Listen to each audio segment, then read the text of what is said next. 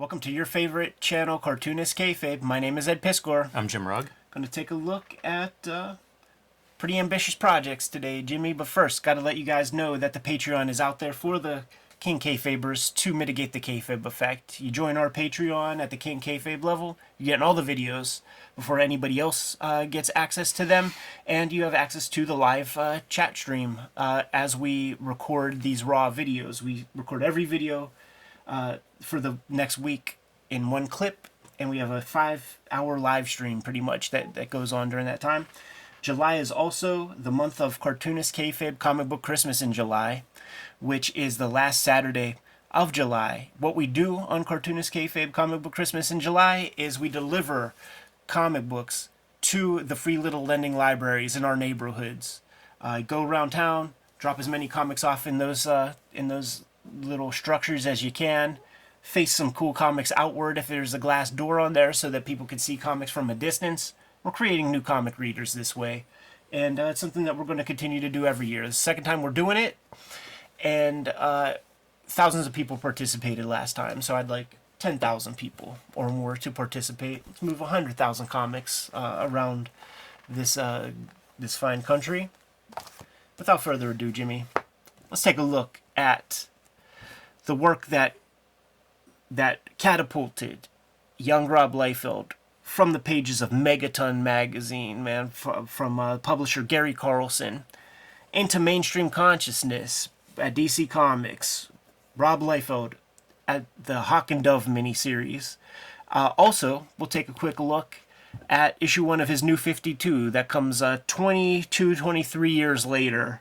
This is 1988. This is 2011. Let's compare, contrast, and see what's what. At the height of the Speculator game, off the bat, man, this Hawk and Dove strip, this was a legendary comic at that era when Rob Liefeld was at his height. And it was actually, you couldn't find it cheaply. You really couldn't. It was a very expensive comic.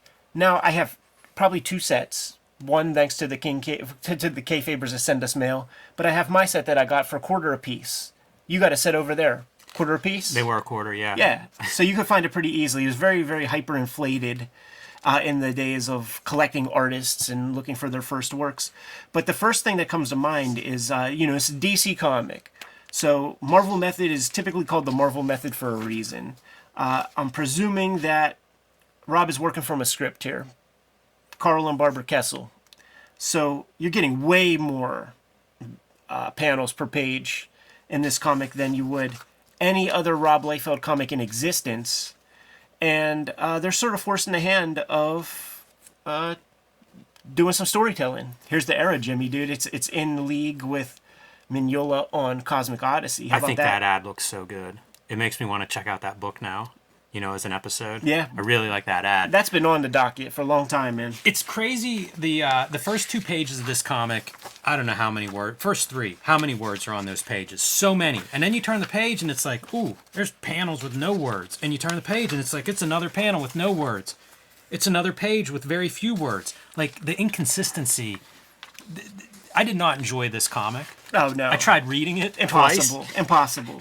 Very hard. And I can't figure it out because, like, Liefeld looks like Liefeld here. Like, that's stuff that I should enjoy more than I enjoy, and I can't figure out why I don't. This video is brought to you by the Cartoonist Kayfabe Patreon. 3 levels of access to our videos early, and at the King Kayfaber level, you actually get access to all of our videos early and the recording session. So you'll be the first in line to beat the Kayfabe effect. When you see a book that you want to add to your collection, you'll get it before the Kayfabe effect sends it through the roof or makes it hard to find. These videos are also brought to you by the books that we make. You see our bibliography in front of you. We've got some new books on their way or recent additions to our publications. So Street Angel, Princess of Poverty will be out later this year from Image Comics. This collects all my Street Angel comics that are not in Street Angel Deadliest Girl Alive, which is also available from Image. You can see Hulk Grand Design and the Plain Janes as well. And my latest comic, True Crime Funny, is available directly from my website or on my Patreon. Ed's got some big books coming out later this year, starting with the Hip Hop Family Tree Omnibus. Notice that beautiful gold foil cover. This is going to collect all of the Hip Hop Family Tree comics as well as 140 extra pages and will be out this fall in time for the holiday season. but it has been sent to print. So you're going to want to reserve your copy ASAP to make sure that you get one this holiday season for you or the hip-hop fan in your life. X-Men Grand Design is being collected, all 3 of the X-Men Grand Design volumes in one easy-to-read copy. So pick that one up. Again, pre-order it now. It'll be ready for Christmas this year. And Red Room Crypto Killers, the 3rd season of Red Room. First 2 issues have been released already. There are 2 more coming soon. And there are 2 trade paperbacks collecting the first 2 volumes. These are all self-contained, so whatever Red Room you find, that's the perfect place to start reading. And now back to our video. Well, he has nothing to do with the words, right? It's true, but it just is not... I can't tell if this is a DC method of working, you know, where there's just a lot of... so much explanation and setup. What do you think this technique is here, man? Yeah, you got me. Very, very confusing stuff. But it just confuses me overall based on, I like this art. Why am I not getting into this more? Sure. And I don't know an answer to that. Fun to see a short flashback, but a little flashback to our Ditko, created characters. Rob Liefeld, say what you will, man. There is a female dove that is in, these TV shows and stuff now. That's a Rob Liefeld creation. Here's that thing that you gotta avoid. It's a thing that Eastman and Laird did in that issue 3 of the Ninja Turtles that we pointed out, where like you got somebody banging through glass. You can't have all evenly sized glass with even spaces apart from. It becomes a texture more than it is broken glass. It's too even. Yeah, and there's some great stuff like directional devices, coming down on our Hawk. I don't have fault with anything individually, but what my takeaway was. No big panels. Yeah. And while you're on a splash page, of course, how else could it go? Right. But overall, like, none of these big panels, and I wonder, like, how much of that kind of pacing and image storytelling style, if that's the element that's missing. Yeah. Like, give me that exciting shot every 2 pages or so. And it's not quite there yet. We are in the same location of X-Force number 2 with Kane versus Deadpool. Because this is a soundstage in the Extreme Studios backlot. We have crates. This is funny. That's just a funny pose. Yeah, it really looks like yoga with Adrian. It feels a little bit crowded whenever you do get one of the shots that look like that's a money shot. Right. But it's just a little bit crowded or something. And, some of that can be a young Rob Liefeld He's figuring stuff out. He's figuring stuff out, man. Like when you got something like these 4-panel pages, there's not like one kind of dominant panel. They're all kind of evenly spaced figures in a lot of ways. Yeah, an extreme close-up. We looked at some early McFarlane from around this era. I like, you see inventive stuff. Like, to me, that's a pretty cool idea, concept. This even reminded me a little bit of Hip Hop Family Tree with the light, the light shining down. So there's interesting stuff there, but I just want a little bit more. Like, here we go. There's a close-up. So now you're breaking up the types of panels that we're looking at. But you turn the page, and this is very much kind of noisy. You think Rob Liefeld had fun drawing this spread? I don't know about that. I think he just wants to be drawing punching and stuff.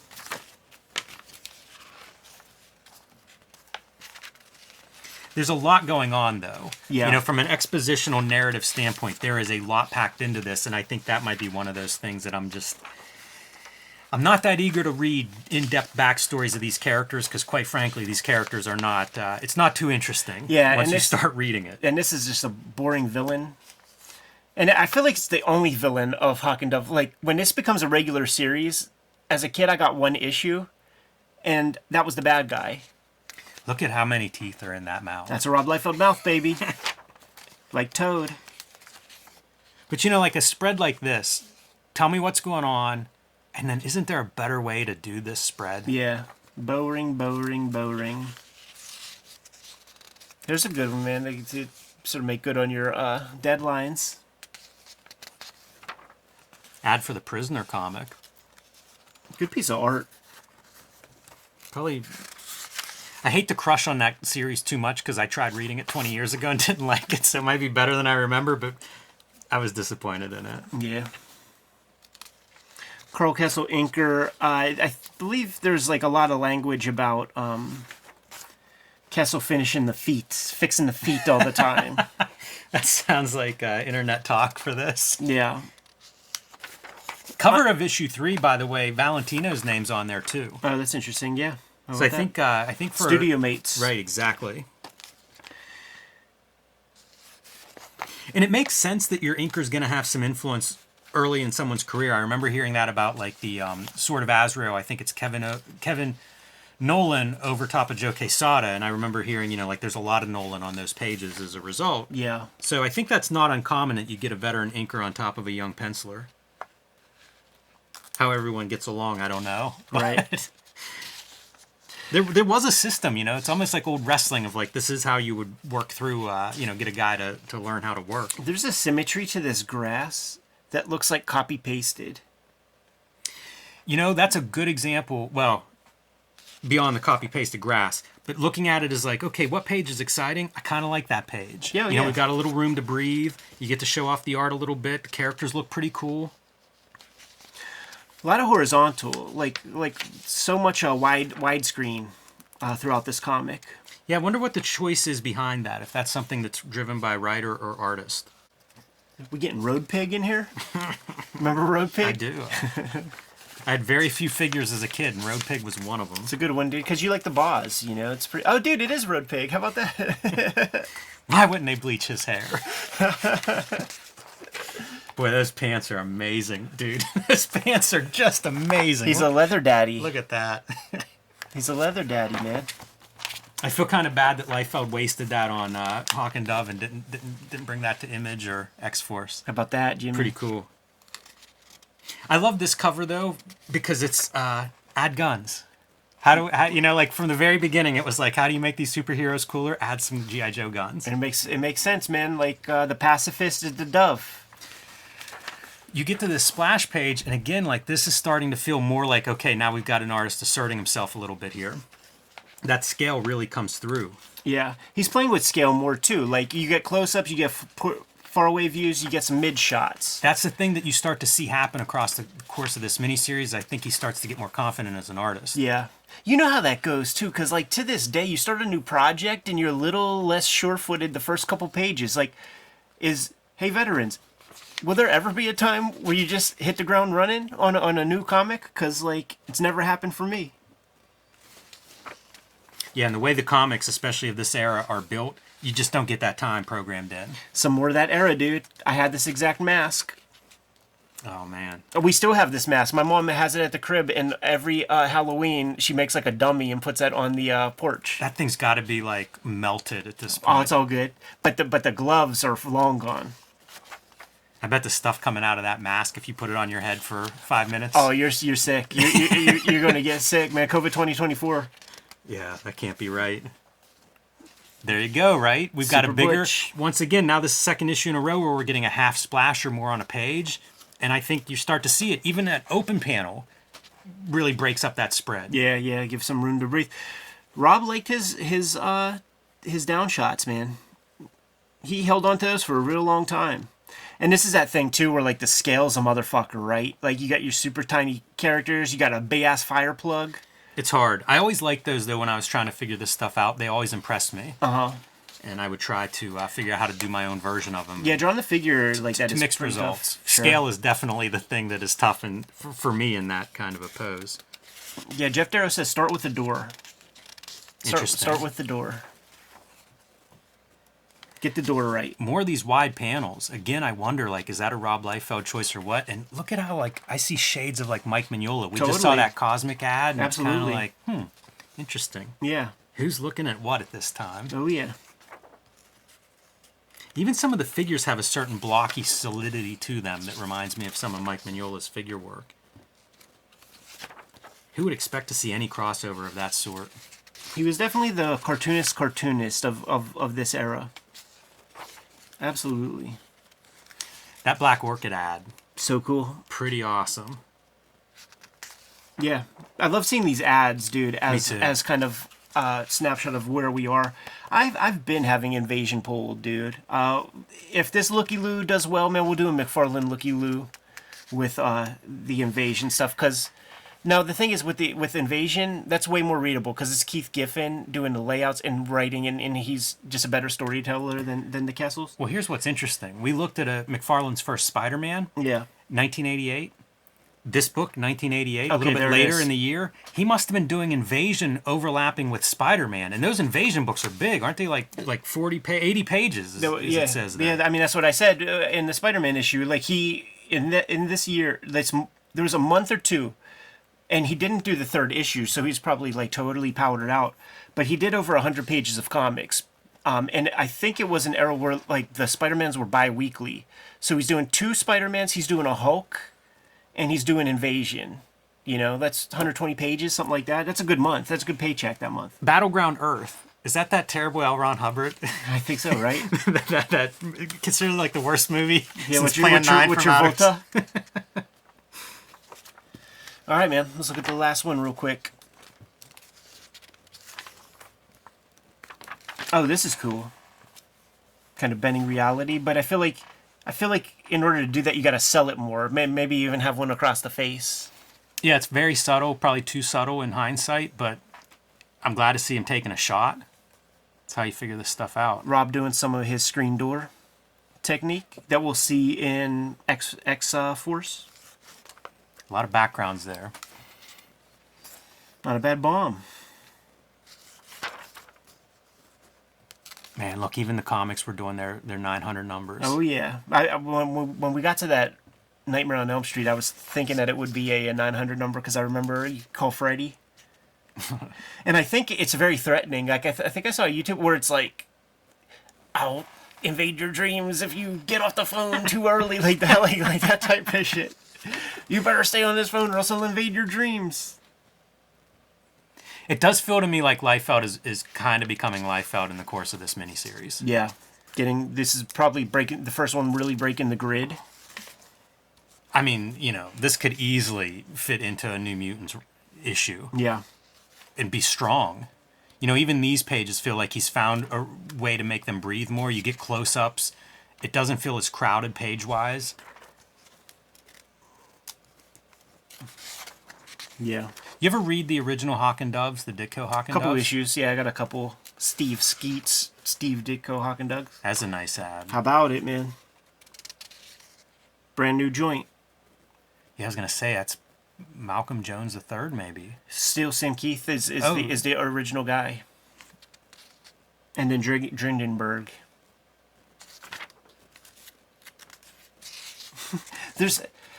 Bless Rob, because there's nothing about this comic that makes me want to read it, and I bet there was very little that made him want to draw it. Yeah, I bet it wasn't this page.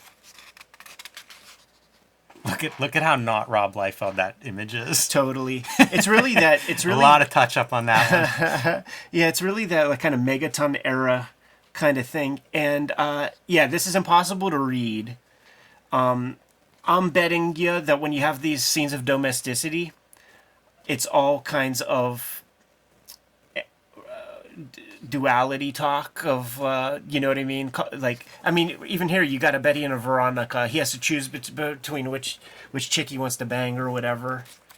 Not too inspiring, but it must have done well enough, man, because it got a regular series after this.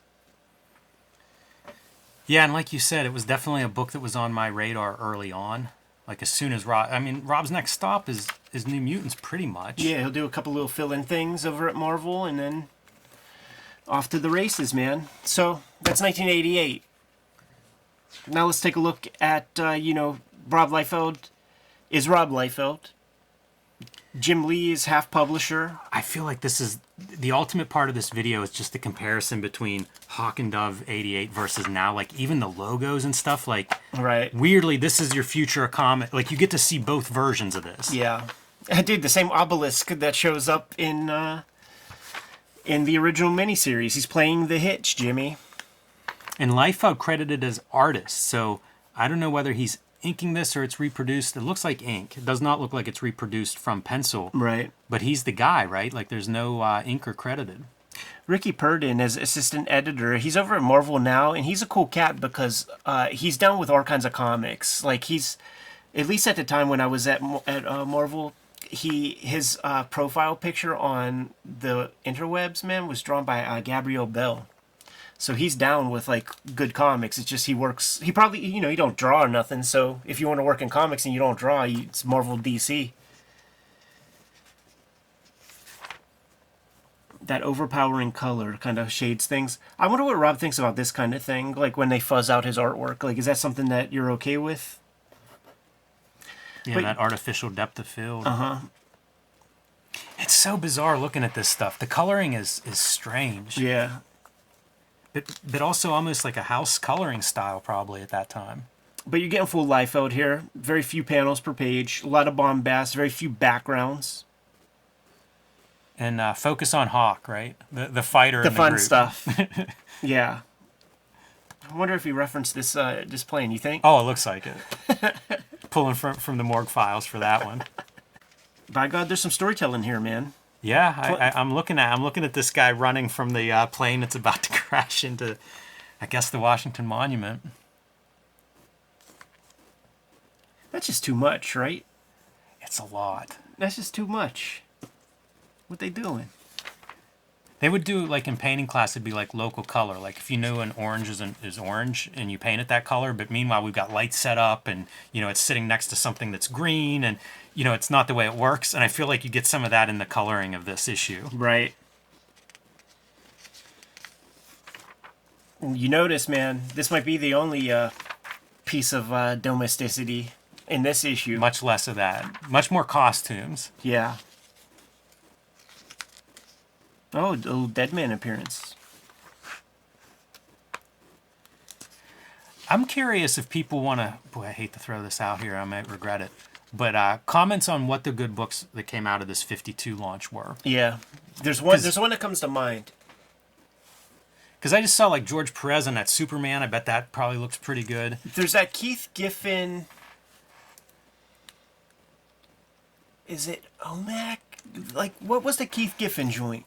That sounds reasonable. That came out through it. Because, like, what was cool about it was you had this character just barreling through, and the color was good because, like, there would be different scene changes, and the color would change and things, man. Fuck, it's totally... I just remember, like, a Calabac-type character breaking through shit. Was it Mr. Miracle? Man, I forget what the Keith Giffen joint was, but that was a good one. Yeah. It's interesting to see these inks. They're a lot different than the early days of his career. Yeah. But there's still some organic quality to them that I appreciate. And you notice like the little ink dabs because it's all fine liners. He doesn't use the dip pen or anything like this. Man, I have mixed feelings on that Hawk and Dove logo. Right. There it is, man. Little looky-loo. OG Rob with 2011. New 52 Rob. I think he had a couple titles, man. I think he had a Hawkman. Yeah, that sounds make right. sense? I think he took over Lobo for a few issues. Like, I don't think he launched it with Yeah. the #1, but I think they might have swapped creative teams, or at some point he took on Lobo for a little bit. Interesting initiative, man. But 52 comics of homogenous superhero fare that didn't take any of these characters anywhere. And also, how long did it last? Was it like 2 years, and then they And I think it just pissed started off falling back into Yeah. like old numbers and stuff? It's just it's stunting. We did that recent episode about comic book events, but DC and Marvel, all they do is stunt. It's never a real event. Yeah, fun to see an artist do characters like this across decades and careers. Yeah. That said, I don't know that I'd be reading these comics outside of Cartoonist Kayfabe. This was sent to us by a Kayfaber, man. P.O. Box in the description below. I think it makes for an interesting video, like I said, and I had no idea Liefeld did his own inks on there, so that's probably one of the biggest plus takeaways for me of this. Good to go? Yep. Kayfabers, like, follow, subscribe to the YouTube channel, hit the bell so that we can notify you when new vids are available. Cartoonist Kayfabe Comic Book Christmas in July is rapidly approaching. Last Saturday in July, we're taking a bunch of comic book doubles. We're taking a bunch of our comp copies, and going to spend a couple of dollars at the dollar bins and find some cool stuff that might be in the local comic shops. And we're dropping all of that material off to the free little lending libraries in our neighborhoods. We urge you to do the same. Last year we had thousands of people participate. I'd like tens of thousands of people to participate this year. We got tens of thousands more subscribers. Let's do it. This is the real free comic book day, last Saturday in July. The Patreons on the Cartoonist Kayfabe channel who are at the King Kayfaber level completely mitigate the kayfabe effect by by getting all the videos before anybody else gets them. They also are hanging out with us in the streaming chat room that we put up every week whenever we record a new round of videos. So that completely takes the kayfabe effect out of the equation for them. But the vids are brought to you by the books that we make. And coming soon is the Hip Hop Family Tree Omnibus. I should be getting an unbound copy of all the interior pages sooner than later to show off on the channel, Jimmy. But we're looking at a 504-page compilation of the first 4 volumes of Hip Hop Family Tree with 140 pages of additional materials. And it's coming to you in time for Christmas. The other comic that I'm putting out in time for Christmas is we're bringing X-Men Grand Design back into print. And it's going to come to you in a trade paperback edition. Some of those volumes, like I said, they've been out of print, but we're recollecting all of that material in time for the holidays. And Red Room Crypto Killers is my new comic. 2 issues out right now, 2 trade paperbacks of the past seasons of Red Room are out there. Murder on the Dark Web for Fun and Profit. Issue 3 of Crypto Killers is going to have a backup feature that introduces a proto version of the characters I'm going to be doing my daily strip about. And I encourage you to grab that issue as kind of like a hot key in the Ed Piskor bibliography, the first appearance of my next round of comics project characters. Jimmy, tell the people what you got coming out. My latest comic, True Crime Funnies, is available on my Patreon at patreon.com/JimRugg or on my website at jimrugg.com. These are 3 nonfiction comics, 2 wrestling stories, and 1 straight-up true crime comic. Street Angel, Princess of Poverty is my next book coming out from Image Comics later this year. This features all the Street Angel comics that are not in Deadliest Girl Alive, the other volume that Image published and just released a new edition of. So get both together, they'll look good as a set on your shelf. Hulk Grand Design, the treasury size fluorescent green book. You cannot miss it. Get it while supplies last. And finally, The Plain Janes, the first young adult graphic novel still in print and available wherever books are bought and sold. There are another couple of ways that you can support the Cartoonist Kayfabe channel, however. Jimmy, let those people know. Subscribe to the Cartoonist Kayfabe newsletter at the links below this video. You can also find Cartoonist Kayfabe t-shirts, merchandise, mugs, fanny packs, stickers, and more at our spread shop. That link is also under this video. All great ways to support the channel. Give them those marching orders, Jimmy. We'll be on our way. Read more comics.